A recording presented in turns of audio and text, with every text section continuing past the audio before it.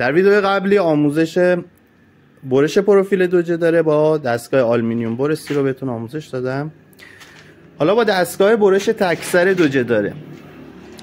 این صفحه ای که روی این دستگاه هست رو 45 درجه میکنین به سمت چپ و این شابلون دستگاه است. اندازه‌ای که میخواین برش بدین رو اینجا تنظیم میکنین و صفر میکنین.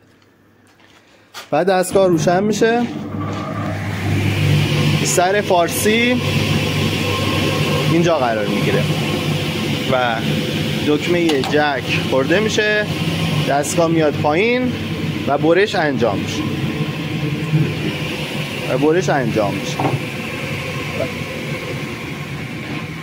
این برش اولو که انجام دادین پروفیل میچرخه به این حالت، مستقیم میره بخوره به شابلون